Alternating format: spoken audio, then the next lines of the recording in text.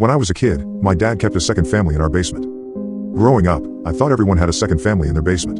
In retrospect, I understand how ridiculous that sounds. But it was all I'd ever known. I knew that every night, my dad tended the leftovers from dinner with foil, got up without a word, and carried the plate to the basement.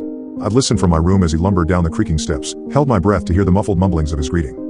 I knew that every morning, he'd make the trip downstairs to see his second family off before work, then kiss me on the top of my head and ruffle my hair as he walked out. I knew that each Christmas, he'd bring a sack of brightly wrapped packages downstairs in a Santa suit. I knew that my dad had a second family in the basement, and it seemed so normal that I thought everyone else did too.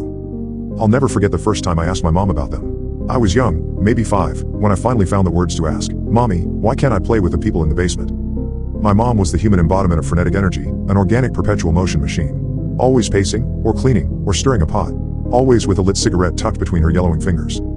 I'll never forget that, as that question hung in the air, she finally stopped for the first time. Her stillness was unsettling in a way I can't quite explain.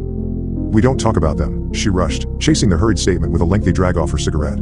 She blew a plume of smoke out the open window before leaning down to meet me at face level, her bloodshot eyes mere inches from my own. "You don't need to play with the kids, but the kids need daddy."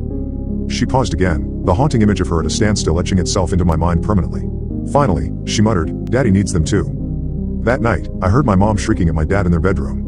I was surprised that they didn't know that I knew, more shocked, frightened, even, to find that they didn't want me to know. Most of all, they didn't want me to tell anyone at school, anyone at all, really. After that night, everything was different.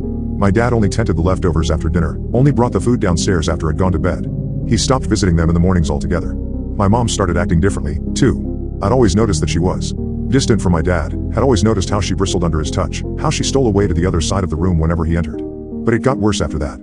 As a kid, I felt deeply guilty. I felt like I'd ruined my parents' marriage. But I was just a kid, and I was curious.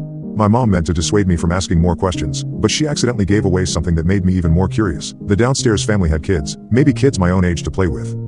I needed to know about them, in the way that little kids need to understand all of the strangeness of this chaotic world, need to make sense of the nonsense that surrounds us daily. The nonsense that we become acclimated to as adults but struggle with endlessly as children, like a puzzle or a riddle or a word problem on a math test about buying 80 watermelons.